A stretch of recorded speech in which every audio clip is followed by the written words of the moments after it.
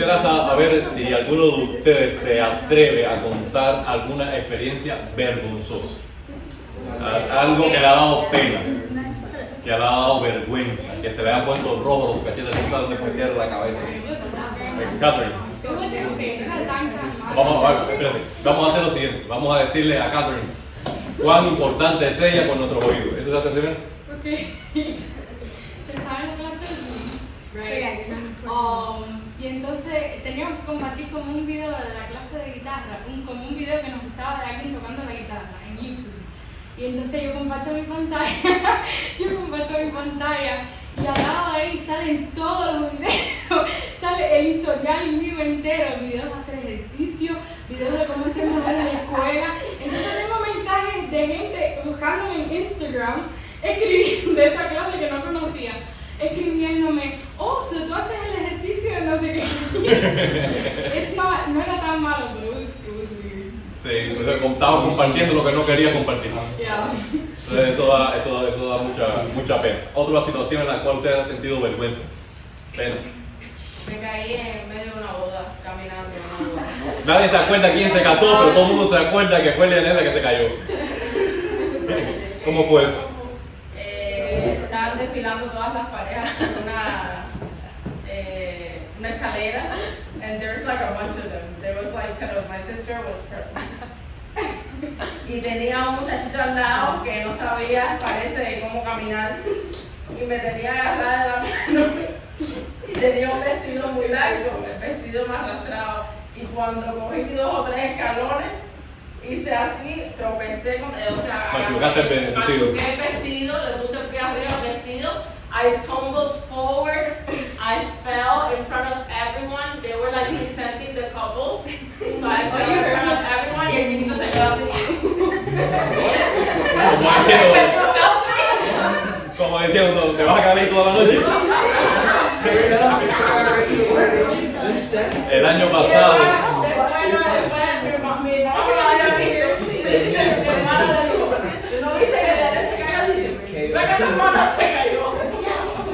El año pasado, cuando estaba pronto a este año, no el anterior, la graduación anterior, estaban ustedes en este ajetreo de que la graduación, lo que se van a graduar, y yo hablo con David.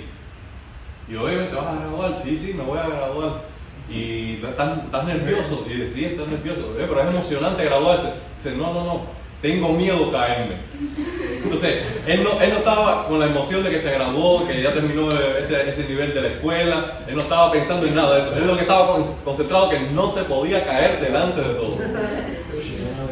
Porque eso da realmente vergüenza. No sé de ustedes, pero yo cuando tropiezo delante de alguien, yo miro para otro lado. Miro para atrás, a ver que otro fue que tropezó, que ya pasó por. Disimulamos. La vergüenza es algo que nosotros queremos superarlo rápido. Y si está en nuestro alcance, no ponernos en un escenario, en una situación que hay riesgo a. Nosotros huimos de esas circunstancias. ¿Por qué ustedes creen que la vergüenza es algo que nos afecta tanto?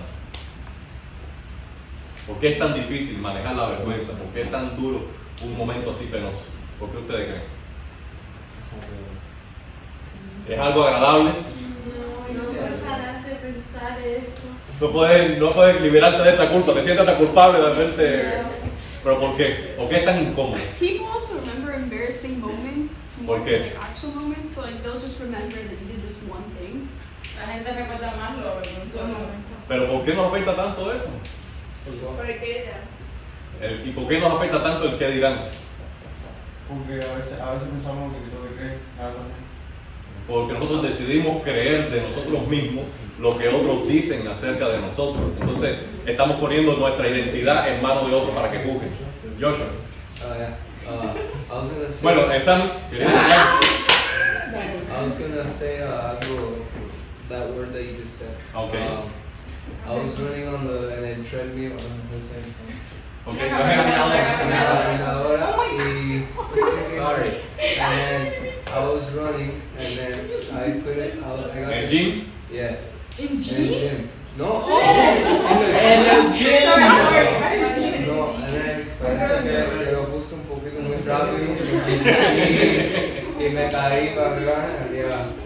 It hurt. Me caí para atrás. Y empezó Bueno, a nadie se enteró, nadie se enteró. Y empezó a ser borracho. Se cayó y empezó a temblar. Me caí. Ese es el rey, mi amigo. Me caí para atrás. Cuando vine a la pared, Es que quería descansar. Miró el tren y se encontró un pene y dijo, Realmente nosotros nos ponemos tan incómodos y nos es tan difícil pasar un momento vergonzoso porque estamos pensando que el valor nuestro, el criterio que nosotros tenemos acerca de nuestra identidad, nuestro valor, está en riesgo cuando pasamos por un momento vergonzoso porque no estamos cumpliendo las expectativas de otros o las expectativas propias que nosotros hemos establecido para alguien respetable o alguien de éxito o alguien productivo o no sé, cualquier estándar que no hemos establecido, que no lo cumplimos, no alcanzamos, pensamos que nuestro valor está en riesgo. Entonces pensamos que nosotros valemos menos si no cumplimos esas expectativas. Y entonces por eso nos tratamos de apegarnos tanto al criterio que otros tienen de nosotros o que nosotros tenemos o acerca del estándar de éxito o de popularidad o de bienestar. Y cuando no cumplimos esos estándares, nosotros estamos avergonzados, apenados y nos sentimos mal acerca de nosotros mismos. Y como dice Elizabeth, nos quedamos con esas palabras o con esa idea que no podemos superarla, no nos perdonamos el ser humano. ¿Me explico? El ser humano, el errar, el equivocarnos. Y yo creo que una de las cosas que nosotros debemos aprender a lo largo de la vida es a reírnos de nuestros errores. Mientras más pronto somos de reírnos de nosotros mismos, mientras más pronto somos a contar una circunstancia que nos fue embarazosa, que nos fue difícil, para que otros se rían, mientras más rápido somos a abrirnos, a hablarlo, a dialogarlo, a superarlo, más sanamente podremos seguir adelante. El tema de hoy yo lo escogí de Romanos, que salté una porción por lo que Eric compartió con nosotros en Zoom el lunes acerca de predicar el Evangelio, y hoy yo quisiera hablarle de Romanos capítulo 1 versículos 16 y 17, porque no me avergüenzo del Evangelio, porque es poder de Dios para todo aquel que cree, al judío primeramente y también al griego, porque en el Evangelio se revela la justicia de Dios por fe y para fe, como está escrito: el justo por la fe vivirá. Esos dos versículos quisiera exponérselo en esta noche, en esta media hora que tenemos para estudiar la Biblia, para que nosotros en esta temporada tomemos coraje, tomemos valor para enfrentar la vergüenza que podemos tener en algún momento, porque otros quieren menospreciarnos, porque otros quieren humillarnos, porque otros quieren burlarse de nuestra fe, porque otros quieren ponernos en estrecho, en momentos vergonzosos, para que nosotros desistamos de nuestro testimonio, para que nosotros nos callemos o nosotros huyamos de debates cristianos. Y mi meta es que nosotros decidamos crecer en valor para testificar de Jesucristo, teniendo como ejemplo entonces las propias palabras del apóstol Pablo en Romanos capítulo 1, versículos 16 y 17. Antes de ocuparnos de ello, vamos a repasar la clase anterior. Para quienes no estuvieron, Pablo se está presentando a los romanos en primer lugar como Pablo, su nombre natural, pero este Pablo que era perseguidor, perdóname, este Saulo que era perseguidor, este Saulo que estaba respirando amenazas solamente hacia los creyentes, cambió su nombre para llamarse Pablo, para convertirse también en siervo de Jesucristo. Y hoy hablaremos más del poder del Evangelio para transformar la vida. Entonces, este siervo de Jesucristo también fue llamado a ser apóstol. Y apóstol, como solamente él lo fue, diferente al resto de los apóstoles, porque él no estuvo con Jesús 3 años de su ministerio, él no escuchó las enseñanzas de Jesús.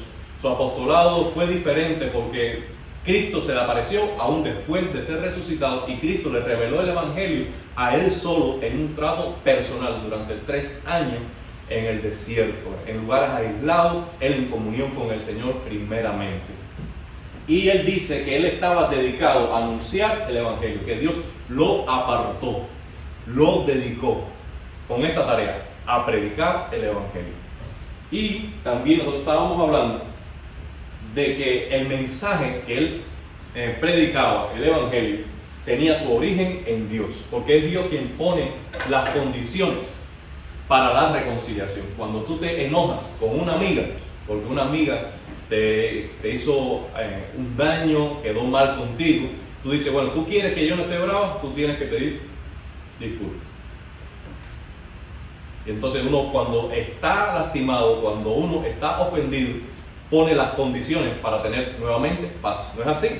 Entonces Dios ha sido ofendido, su ley es la que ha sido quebrantada, y Él pone las condiciones para que nosotros nos podamos reconciliar con Él. Por eso el Evangelio viene de Dios. También nos habla de la continuidad, porque el Evangelio que predica Pablo comenzó a ser anunciado desde Génesis hasta Malaquías. Ya todos los profetas estaban anunciando que un día iba a venir el Mesías, el Redentor de Israel, que iba a traer salvación no solamente a Israel, sino también a todas las naciones. Y que ese Evangelio, entonces, lo continuaron predicando los apóstoles y profetas en el Nuevo Testamento, y se nos va a nosotros también el mandamiento de continuar anunciándolo. Así que esta es la tarea de todo el pueblo de Dios, desde el Antiguo Testamento, el Nuevo Testamento y para la iglesia contemporánea, predicar el Evangelio. Y la esencia del Evangelio, es decir, su tema central, ¿cuál es? ¿Recuerdan? ¿De qué trata la predicación del Evangelio? En primer lugar, principalmente de Jesucristo, de su Hijo. Por eso nosotros enlazamos el versículo 1 o el versículo 3 y dice, y el Evangelio habla de su Hijo, trata acerca de su Hijo. Entonces, y el alcance del Evangelio, que es para todas las naciones. Ahora bien, de la iglesia de Roma, Pablo dice algunas cosas que también pudiera decirse de nosotros como creyentes. En primer lugar, es que son amados de Dios, amados de Dios. Es muy lindo saber que somos iglesia porque Dios nos amó. De que somos cristianos porque Dios nos amó. Somos el resultado de una acción amorosa. Y eso nos da a nosotros mucho significado. Y tú deberías sentirte amado por Dios. Es muy bonito pensar en Dios y decir, Dios es mi Padre y Dios me ama. Soy aceptado, soy perdonado, soy cuidado por mi Padre Celestial. Cuando Dios piensa en ti como su Hijo y te ama a ti como ama a su Hijo Jesucristo. ¿Por qué? Porque tú estás revestido de su gracia, tú estás revestido de su justicia. Y cuando Dios trata contigo para ayudarte, para sostenerte, para fortalecerte, Él lo hace no por los méritos que tú has conseguido, sino porque Él lo hace por los méritos que tenía Jesucristo, que tú los recibiste por medio de la fe. Es decir, todo el bien, toda la bendición, todo el favor que merece Jesucristo por ser santo, por ser justo, por ser inocente, nosotros lo recibimos por gracia el día que pusimos nuestra fe en Él. Entonces, Dios te ama no por cuán bueno tú eres. Dios te ama porque le nace en su corazón y lo hace voluntariamente, y sobre todas las cosas porque no hay nada que te distancia de Él, porque ya tu pecado fue perdonado. La muerte ha sido vencida y tú tienes todo el favor de Dios para tu vida, porque Cristo lo compró en la cruz. Tú eres alguien muy amado, muy querido en el cielo. Y deben saber eso, muchachos. Entonces también nos dice de la iglesia de Roma que ellos son llamados a ser santos, y este es el llamado que también está en nuestra vida. Cada vez que nosotros escuchamos el Evangelio es con este propósito, de que nosotros crezcamos más y más en santidad, que nos apartemos más y más del pecado y nos acerquemos más y más a lo que es santo de parte de Dios.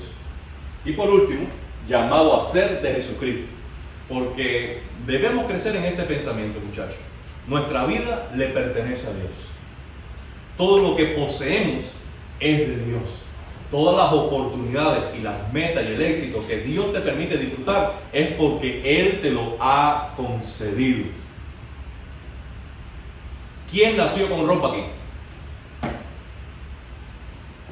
¿Alguien nació con ropa aquí? ¿Cómo usted nació? ¿Eh? Tú naciste sin nada, desnudita, desnudita, desnudito, desnudito. Tú no trajiste nada a este mundo. Nada. Por tanto, todo lo que tú tienes, tú no lo has conseguido. Se te es dado. Tú llegaste a este mundo sin nada. Y dice la Biblia que de este mundo nos iremos como Sin nada. sin nada. Sin nada. Entonces todo se queda ¿dónde? Aquí. Entonces lo que tú tienes, lo que tú posees, aún tu cuerpo, no te pertenece. Porque tú no lo compraste, tú no trabajaste por ello, tú no lo escogiste. Tú no tuviste en el vientre de tu madre, ahí de tu mamita, una pantalla para ir a Amazon y ir escogiendo el cuerpo que quieres, el ojo que quieres, los ojos que quieres, el pelo que quieres, el tamaño que quieres. Dame el like a este, déjame guardar esta en la lista de deseos, ojos azules, pelo. La Mastercard no me dio, por eso salí con los camalitos. Tú no lo escogiste, no escogiste tus padres, no escogiste tu nacionalidad, tu raza, tú no lo escogiste. Todo eso lo recibimos como regalo, ya Dios lo preparó como un paquete de regalos para ti. Ahora, todo lo que somos, todo lo que podemos tener, todo lo que podemos conseguir es de Dios y debemos usarlo para la gloria de Dios. Lo que sucede es lo siguiente: todos los hombres deben vivir con este pensamiento, pero hay algunos que, aunque esto sea una verdad, voluntariamente no lo aceptan. Y entonces quieren vivir su vida a su manera, quieren manejar los recursos y el dinero que tienen a su manera y quieren vivir para su propia satisfacción, ignorando la voluntad de Dios. Pero nosotros, que ya sabemos que somos amados, que fuimos llamados a ser santos y que sabemos que Cristo nos compró con su sangre en la cruz, decimos: yo pertenezco a Él y yo vivo para Él. Amén. Ah, qué bien, están despiertos. Entonces, ya les anuncié hoy capítulo 1, versículos 16 y 17. Yo quisiera que usted abriera su Biblia, encendiera su teléfono en esa porción de la palabra de Dios, que son solamente 2 versículos, pero que están con mucha riqueza espiritual para cada uno de nosotros. Hoy vamos a hablar de el Evangelio de Jesucristo. Entonces, ¿qué nos dicen estos 2 versículos acerca del Evangelio? Una vez más, tenemos aquí: porque no me avergüenzo del Evangelio, porque es poder de Dios para salvación a todo aquel que cree, al judío primeramente y también al griego. Porque en el Evangelio la justicia de Dios se revela por fe y para fe, como está escrito: el justo, mas el justo por la fe vivirá. Amén. Un pasaje precioso. Ahora bien, dice aquí el apóstol Pablo: porque no me avergüenzo del Evangelio. ¿Habría razones humanas para avergonzarse del Evangelio? A los cristianos que perseguían y los querían matar. Sí, humanamente. ¿Por qué una persecución podría provocar vergüenza en alguien? Porque era como un shaming, un aislamiento de la sociedad, una persecución, digamos que injusta, pero que todo el mundo se iba a ajustar a ese juicio que te ponían sobre ti. Ser titulado de que estamos haciendo algo ilegal es algo vergonzoso, ¿sí o no? Sí, cuando ponen una ley, como dice Eliane, cuando ponen una ley, la mayoría de las personas, cuando ve que alguien quebranta esa ley, ¿cómo nos miran a nosotros? Como criminales, como culpables, como mira fulana lo que ha hecho. Y entonces eso sí puede producir en nosotros vergüenza, aun cuando pensemos que no hayamos hecho nada malo, nos da vergüenza. ¿Que por qué podría sufrir vergüenza el apóstol Pablo por el Evangelio? ¿Por qué más?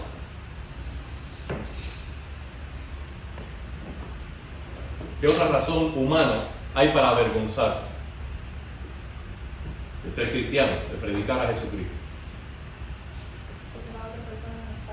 La mayoría de las personas. Porque tú estás proponiendo algo que la mayoría, y entonces cuando tú estás confrontado con la mayoría, te pudiera hacer sentir que estoy solo, estoy apenado.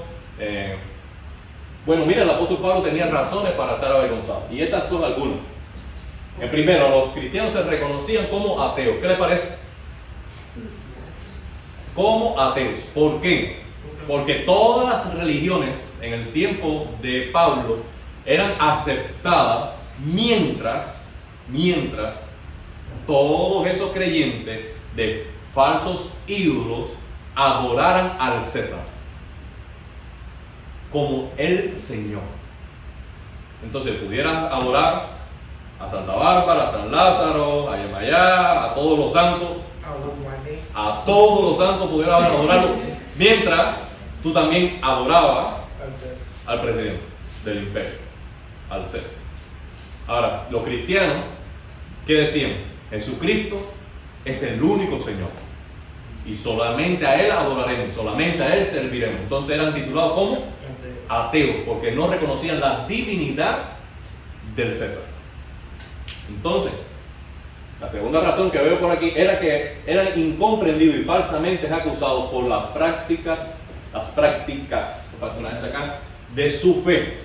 Por ejemplo, cuando ellos participaban de la cena del Señor, hay dos elementos en la cena, dos sustancias, el pan y el vino. Entonces, una de las cosas que dice el pastor cuando está compartiendo la cena, ¿qué cosa es?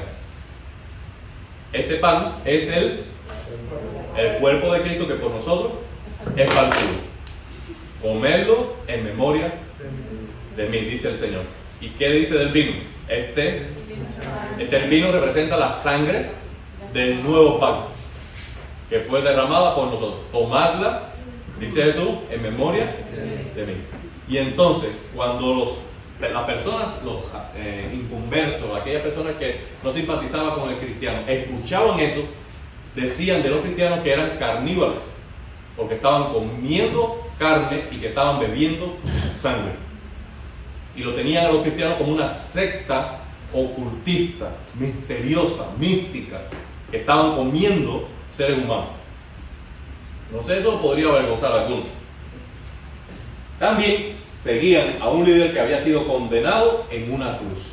Usted se imagina que la figura principal del cristianismo, que es Jesucristo, fue crucificado en una cruz como un condenado, como un criminal, como alguien que hizo algo tan malo que mereció morir en la peor de las muertes.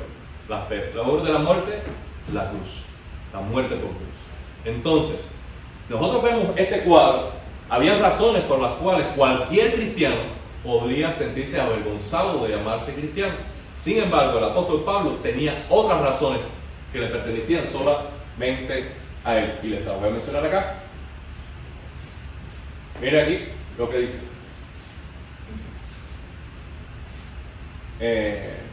Podemos leer aquí. Elisa, por favor, ¿puedes? Peligro de muerte muchas veces de los judíos, 5 veces he recibido 40 azotes menos uno.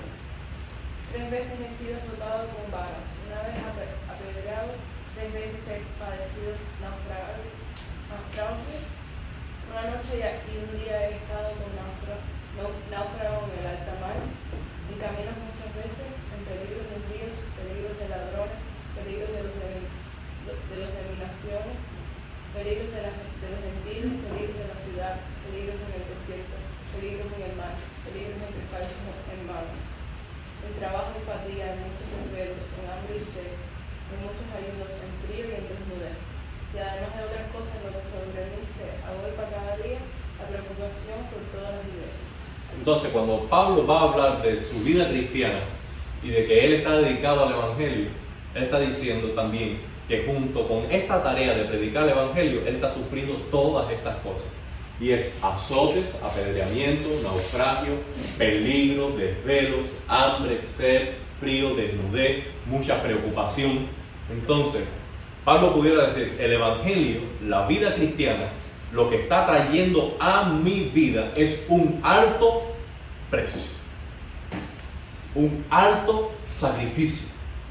Y yo creo que el costo alto de cualquier cosa en la vida a veces puede tentar a la persona que lo paga a sentirse avergonzado. ¿Qué es lo más caro que tú has pagado? ¿Que te ha dolido más? Un teléfono. ¿Qué más? ¿Qué es lo que más caro que tú has pagado? Un carro. ¿Eh? Un carro. Un carro. ¿Qué es lo más caro que tú tienes? Que tú has pagado. O que alguien pagó por ti, pero que tú lo tienes, que tú dices, oye, todo dolió, esto costó. My PC. ¿Eh? Una computadora. Bueno, irónicamente, lo que más me ha dolido a mí en los últimos, vamos a decir, meses, es un pomo de agua. Un pomo de agua que compré en un aeropuerto. Este fue el pomo de agua más caro de mi vida. Ese pomo de agua costó como $7, creo yo. Eso, yo decía, caballero, esto no puedo tomármelo, esto es oro líquido.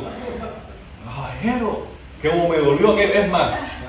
Esta es la primera vez que yo hablo de lo que yo pagué por un pomo de agua. ¿Por qué se llama el poquito? ¿Qué marca era? Era de los cuadraditos que tiene una florecita. Entonces, pero lo que pasa es que, ¿sabes por qué lo pagué? ¿Sabes por qué lo pagué? Primero porque teníamos sed. Lo pagamos, teníamos sed. Segundo, porque no tenía el precio. Lo más caro te lo ponen sin precio. Pero No tenía precio. Pero después que no dije, yo no puedo decir esto, yo pagué $7 por un pomo de agua. Entonces, ¿por qué? Porque el precio es muy alto y cuando tú pagas algo caro, tú corres el riesgo de que la otra persona no lo valore tan importante, tan necesario, tan imprescindible, que entonces te haga burla porque tú estás pagando un precio por encima de lo que él estaría dispuesto a pagar. Y eso puede producir vergüenza. Cuando Pablo habla de su vida cristiana, dice, ¿qué es lo que está produciendo la vida cristiana? No es prosperidad, no es bienestar, no es éxito personal, no es fama ni prestigio. ¿Qué es lo que está produciendo la vida cristiana en mí? Esto. Y el versículo siguiente que sigue aquí dice, pero yo me gloriaré más bien en mi debilidad, porque en eso se muestra más la gloria de Dios. Entonces, Pablo tenía razones para estar avergonzado, como todo cristiano, y también por él ser apóstol, tenía razones para estar avergonzado. Sin embargo, esta es mi pregunta. ¿Por qué Pablo no se avergonzaba del Evangelio si tenía suficientes motivos para hacerlo?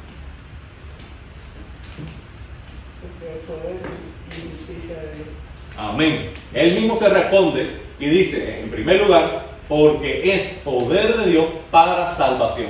Sabía Pablo, por experiencia personal, el poder salvífico del Evangelio. El poder que tenía el Evangelio para salvar. Allí el poder es dinamita, es energía.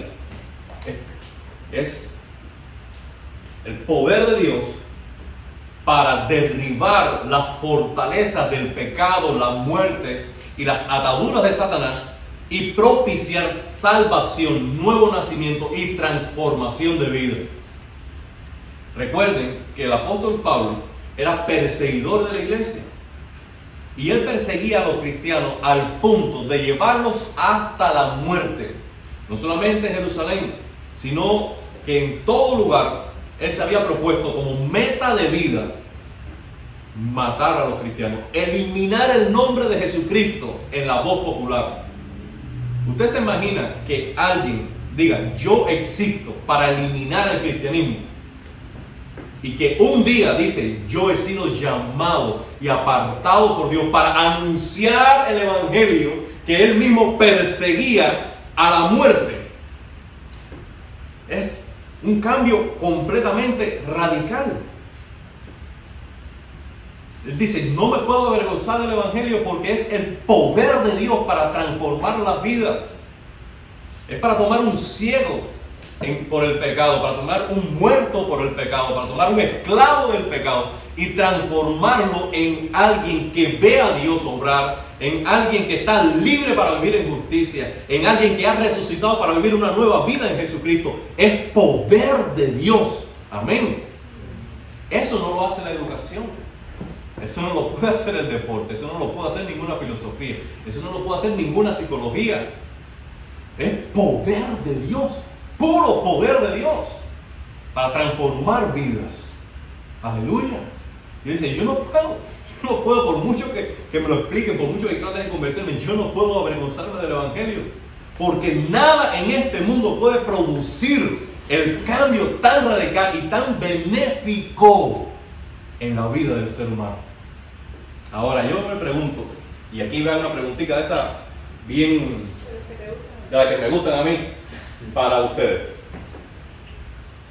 El poder de Dios para salvación. Ahora, ¿salvación de qué? ¿O salvación de quién? Nos salva el Evangelio. El Evangelio nos salva de quién. Nos salva de quién. Muy bien. Del castigo. Del castigo. Yo te dijiste algo. De Dios. De la furia de Dios. Del lado del fuego. Del lado de fuego. Fury.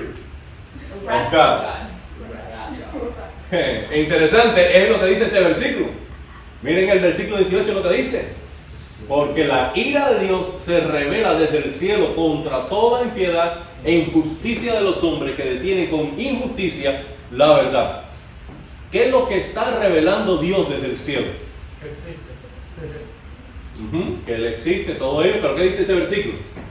Porque la ira de Dios.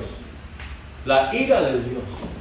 Vamos a hablar de la ira de Dios en algunos versículos para ver que lo que el hombre que no conoce a Dios, el hombre que está en sus pecados, que está muerto espiritualmente, que vive a espaldas de Dios, lo que tiene delante es la expectativa de enfrentarse a un Dios que está muy, pero muy enojado, ofendido, airado, bravo, de verdad, porque han quebrantado su ley santa y han vivido en su mundo quebrantando las leyes como si fueran dioses o dueños de algo que no les pertenece, sin darle gracias por la vida y sin darle gloria porque Él es digno de recibirla como nadie en este mundo. Dios está muy, muy airado por los hombres que no quieren saber de Él. Muy airado. Y es lo que está delante de cada ser humano, enfrentarse ante un Dios que está airado. Miren estos versículos para que ustedes vean. Jesús dijo, le decía a las multitudes que salían para ser bautizados, perdóname, este es Juan el Bautista, para ser bautizados por él. Oh generación de víboras, ¿quién os enseñó a qué? ¿A huir de qué? Entonces, en la conciencia de Juan el Bautista y de la sociedad de Juan el Bautista, ¿qué cosa es? Hay una ira, y esa ira de Dios viene en camino. Y nosotros vamos a enfrentarnos con un Dios airado por nuestros pecados un día. ¿No lo ven claro allí? Ira venidera, ira que viene en camino. Es decir, Dios que un día va a llevarnos a su presencia y daremos cuenta de nuestra vida con alguien que está muy enojado con lo que hemos hecho. Mire este versículo. Nos habla de que los cristianos estamos esperando desde los cielos a Jesús, al Hijo de Dios, el cual resucitó de los muertos, quien nos libra ¿de quién? De la ira venidera. Una vez más, lo que nos está librando Jesús es de la ira. Si Dios nos libera, Jesús nos libera, Nicolás, nos libera del pecado. Y Dios nos libera, la sangre de Jesús nos libera también del infierno, como dicen ustedes. Pero el pecado simplemente lo que está haciendo es producir ira en Dios. Entonces, Él nos libera del pecado. ¿Para qué? Para que no tengamos que dar cuenta o presentarnos a Dios con un Dios airado. Y Dios nos libra del infierno. ¿Por qué? Porque ya Él no está airado por nosotros si hemos puesto nuestra fe en Jesucristo. Pero, lo que la sangre de Jesús consigue para nosotros es que nos libra de la ira de Dios. El sacrificio de Cristo nos libra de Dios mismo. Vamos a hacer 2 versículos más para dar una conclusión al respecto. Dice, tú, temible eres tú. ¿Quién podrá estar en pie delante de ti cuando se encienda tu ira? Es decir, si Dios está bravo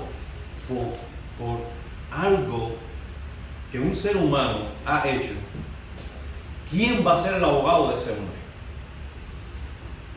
Si alguien en esta tierra ha ofendido a Dios, ha quebrantado la ley de Dios, y en algún momento todos lo hemos hecho, cuando estemos delante de Él, de pie delante de Él, ¿quién podrá sostenerse como justo? Es decir, yo voy a salir de este juicio inocente. ¿Quién? ¿Quién podrá defendernos? ¿Mamá? ¿Papá? ¿Quién va a abogar por nosotros? ¿El pastor? ¿Un amigo? ¿Quién va a ponerse entre nosotros y Dios para decir, y con razón, no, que convenza a Dios de que nosotros somos inocentes? Y dice este versículo, ¿y quién podrá soportar el tiempo de su venida? ¿O quién podrá estar en pie cuando Él se manifieste?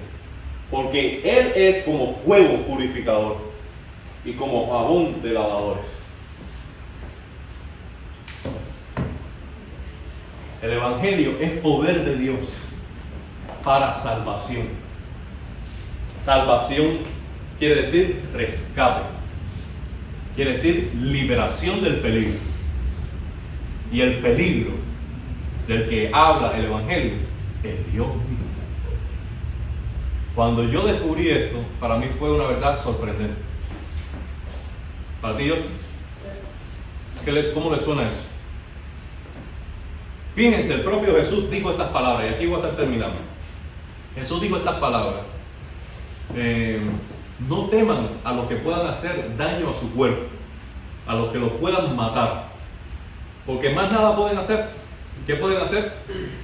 Una persona que te persiga por ser cristiano, ¿qué es lo que más puede hacer? Llevarte a la muerte. Pero tu alma no la pueden tocar, tu esperanza no la pueden tocar, tu fe no la pueden tocar. Lo único que pueden hacer es afectar tu vida en este tiempo terrenal.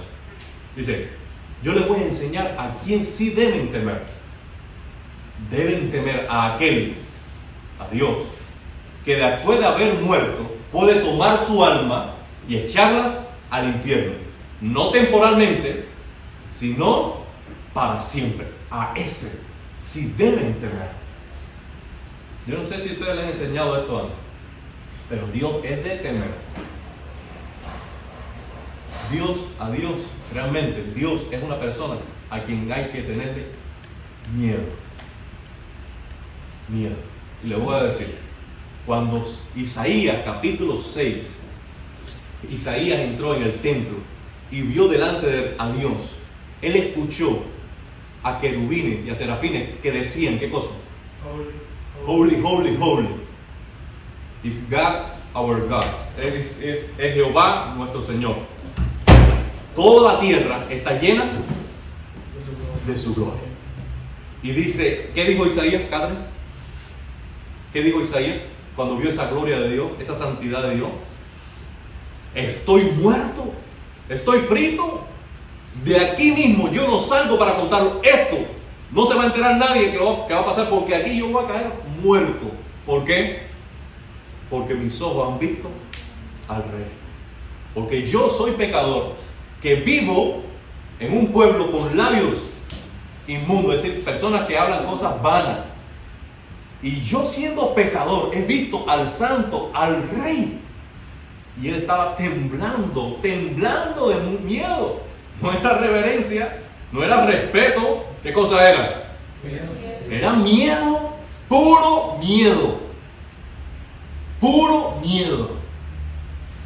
Ahora, cuando Jesús en Lucas capítulo 5 hace una pesca milagrosa, sorprendente, en que habían pasado toda la noche los discípulos pescando, tratando de pescar, no habían pescado. Jesús, que dijo, muchachos, vamos a hacerlo otra vez, vamos a intentarlo otra vez. Dice, bueno, Señor, en tu palabra echaremos la red. Fueron al mar, echaron la red, ¿y qué sucedió? Una pesca milagrosa, tantos peces que no podían traerlo arriba de la barca y lo arrastraron hasta la orilla. Pero de camino a la orilla, sorprendido por el milagro, Pedro cayó de rodillas ante Jesús y que dijo, Señor, apártate de mí, porque yo soy pecador. Ahora, ¿qué llevó a Pedro a postrarse y decir, Señor, apártate de mí? déjame, porque yo soy pecador. No se veía digno, era temor. Temor porque él sabía que estaba delante de ¿quién? Del santo Hijo de Dios. Y la santidad y la gloria de Dios, y la santidad y la gloria del Hijo de Dios, cuando nosotros la comprendemos, cuando nosotros la conocemos, somos conscientes de que somos pecadores y que no merecemos estar ante su presencia, y se crece en nuestro corazón la conciencia de que somos culpables. Y ante la santidad de Dios y ante la pureza del Hijo de Dios, la reacción nuestra por ser pecadores, ¿cuál es? Es miedo. Porque ese Dios que es santo tiene la autoridad de juzgarme a mí, y yo no puedo salir de su juicio inocente porque soy ¿qué? Soy pecador. Entonces, Dios está airado por el pecado. Dios está airado con el pecador. Nuestro pecado ofende profundamente a Dios. Pero Pablo dice, no me avergüenzo del Evangelio. ¿Por qué? Porque es poder de Dios para salvación. Aleluya. Es poder de Dios para salvación. ¿Salvación de qué? En primer lugar, y sobre todas las cosas, salvación de la ira de Dios.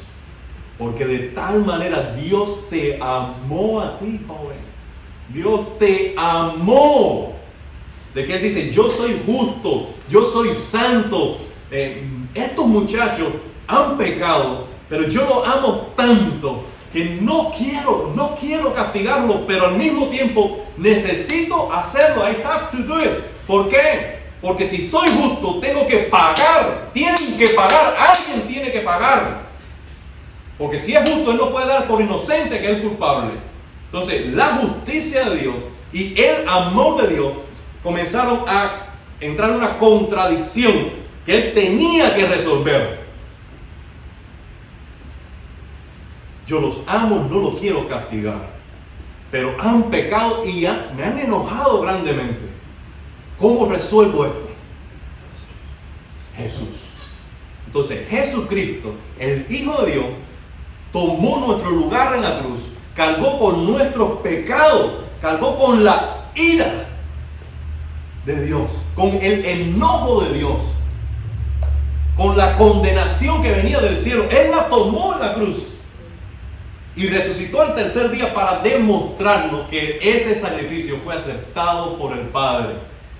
Por eso, cuando Pablo habla del Evangelio, que es la explicación de quién es Jesús, lo que hizo Jesús, y de las palabras de Jesús, cuando él piensa en el Evangelio, él dice, no puedo avergonzarme de eso, porque eso produjo el poder suficiente para darme salvación cuando yo no tenía esperanza.